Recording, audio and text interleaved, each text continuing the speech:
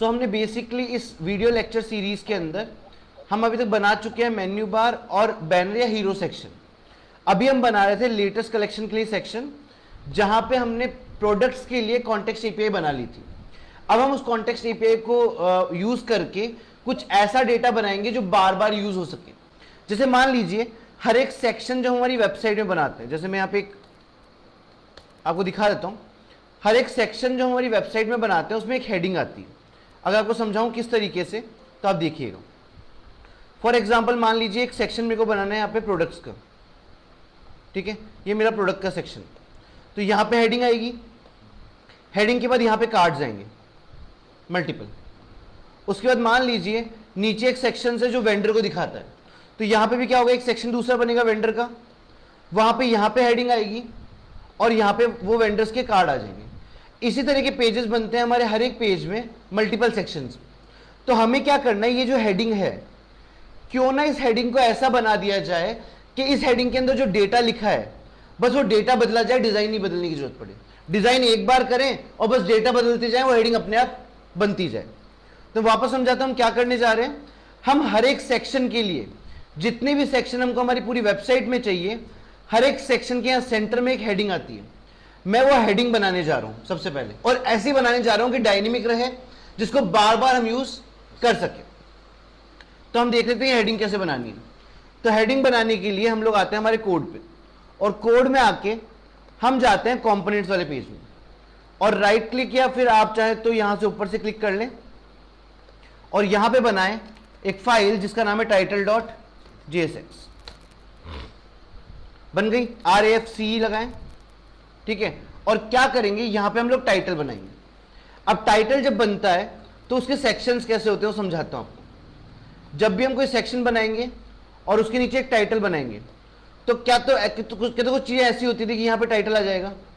कई बार लोग उसके आगे एक लाइन लगा देते हैं, कई बार यहां ना लगा के लाइन यहां लगा देते हैं, कई बार लाइन यहां नीचे भी लगा देते हैं, है ना। और साथ में जो भी लाइन लगेगी उसके बाद यहां पे नीचे एक पैराग्राफ लिखा होता है। ऐसा एक टाइटल सेक्शन बनता है। परफेक्ट, वो सेक्शन हम ड्रॉ करने वाले हैं इस पेज के लिए।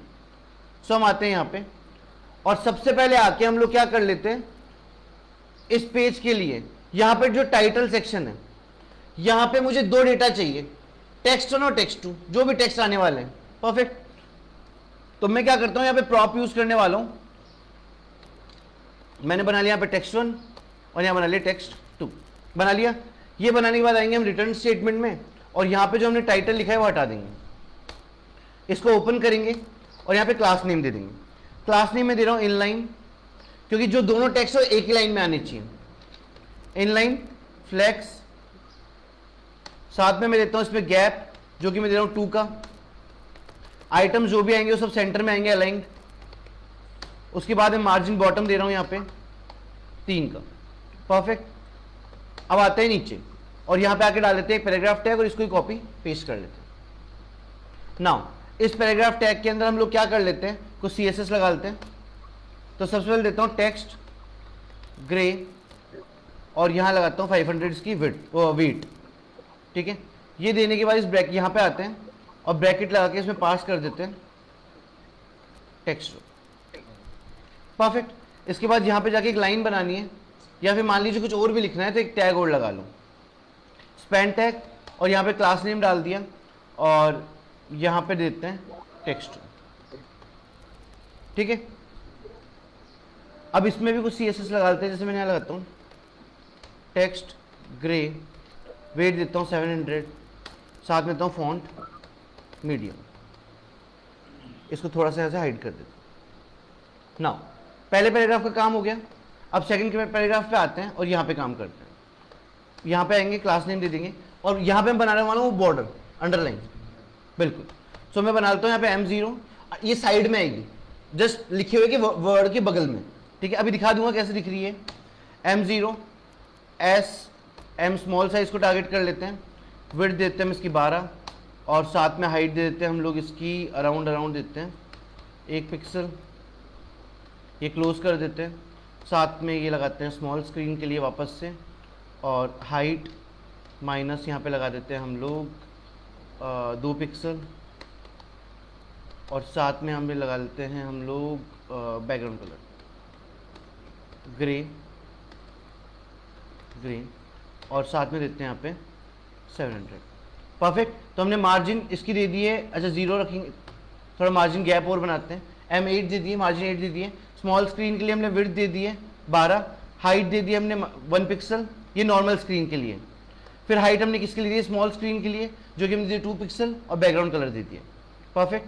अब एक बार इसको सेव कर लेते हैं और सेव करके हम चलते हैं आगे। नाउ नेक्स्ट काम पे हमको कहाँ जाना है, यहाँ आते हैं, और ये जो चीज़ हम बना रहे हैं ये कहाँ दिखानी है, लेटेस्ट कलेक्शन में। हम लेटेस्ट कलेक्शन पे आ जाते हैं। अब लेटेस्ट कलेक्शन पे आने के बाद यहाँ पे हमारे पास एक डिव बना है, ये वाला।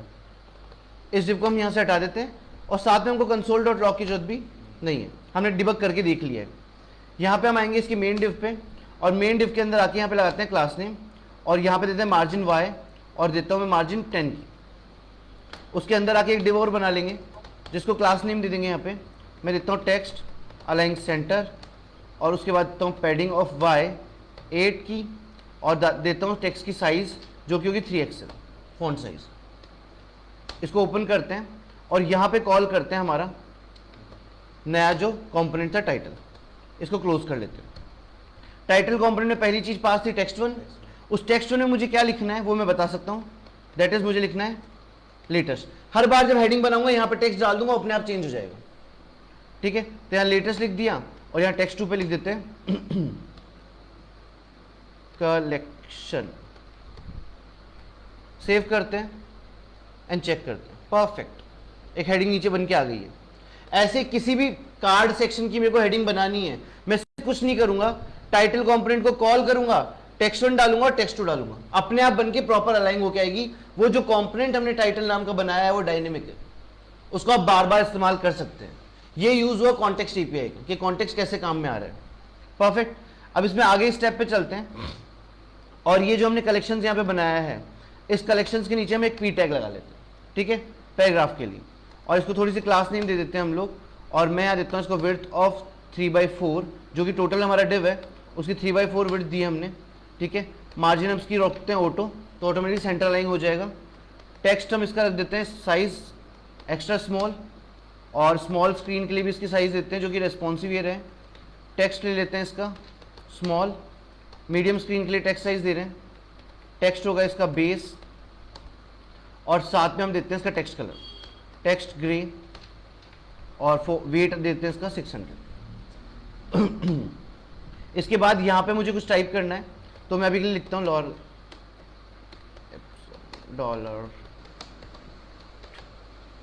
कुछ छोटा सा लिख देता हूँ। आप चाहें तो पैराग्राफ बढ़ा लीजिएगा, मैंने यहाँ पे लिख दिया है। ठीक है, मैं कंटेंट और डाल दूंगा इसमें। अभी के लिए मैं सिर्फ इतना लिख के छोड़ रहा हूँ, और इसी को एक काम करता हूँ, इसी को कॉपी पेस्ट करता हूँ मैं, जिससे मेरा कंटेंट थोड़ा सा बड़ा हो जाए।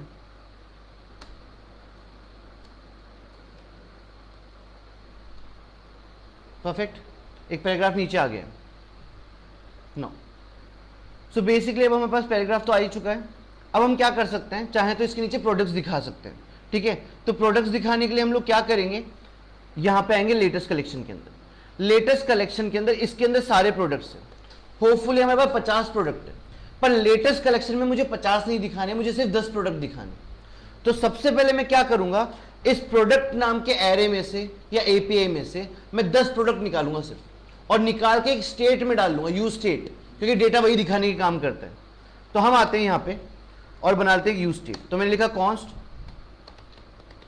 Latest products comma set latest products equal to use state, ये लगाया और खाली एरे से इनिशियलाइज कर दिया कि अभी कोई डेटा हमारे पास नहीं है। अब मेरे को इसमें कितने डेटा चाहिए, 10 डेटा चाहिए। तो क्या करता हूं, यहां जाके लगाता हूं यूज इफेक्ट, और यूज इफेक्ट के अंदर बेसिकली सबसे पहले यहां पे पास कर लेता हूं एक एरो फंक्शन। ठीक है, तो मैंने यहां पे सबसे पहले एक एरो फंक्शन पास कर लिया, और कॉमा लगा के यहां पे खाली एरे पास कर दिया। खाली एरे पास करने का मतलब कि अगर हमने यहां पे खाली एरे दिया है, मतलब डिपेंडेंसी एरे। डिपेंडेंसी एरे क्या बोलता है कि जब ये पूरा का पूरा काम इसके ऊपर जो लिखा है वो हो जाएगा, तो बस ये इसको एक बार लोड करवा देगा और इसमें 10 डेटा डाल देगा जो हम बोलेंगे वो। परफेक्ट।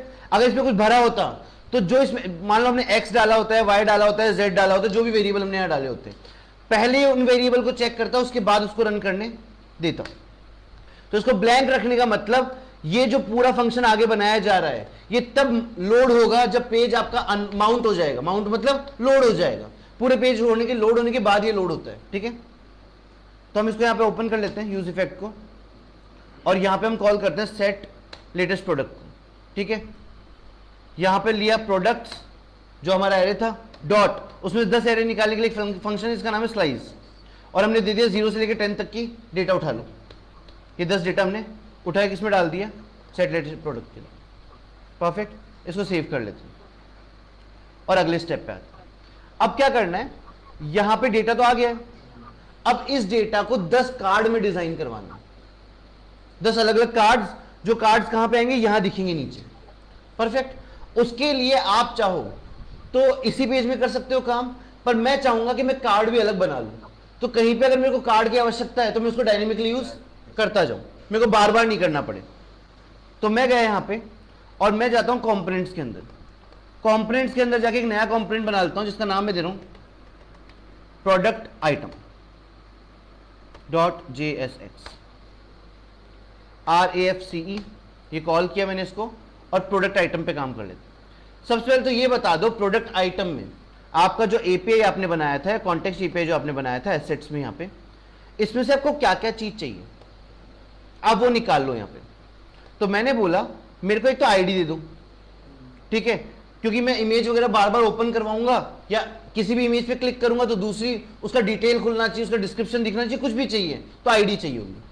दूसरा मैंने बोला कि भाई उसका नाम मेरे को दे दो, ठीक है, या फिर एक काम करते हैं, पहले इमेज ले लेते हैं, फिर नाम ले लेते हैं, और बाद में लेते हैं प्राइस। अभी बेसिक 4 चीजें मैंने निकाल ली है, आपको जरूरत पड़े तो आप और चीजें भी निकाल लेना, जैसे जैसे मुझे नीड पड़ती जाएगी मैं वैसे वैसे यूज करता जाऊंगा। अब दूसरी चीज जो मैंने बनाई थी कॉन्टेक्स्ट API में, वो भी हम देख लेते हैं। इसको एसेट्स को मैं क्लोज करता हूं यहां से, और मेरे पास यहां पे एक फोल्डर कॉन्टेक्स्ट। जब प्राइस मांगा है तो करेंसी की वैल्यू भी मांगनी पड़ेगी, रुपीज में या डॉलर में, जिसमें भी आप डाल रहे हो।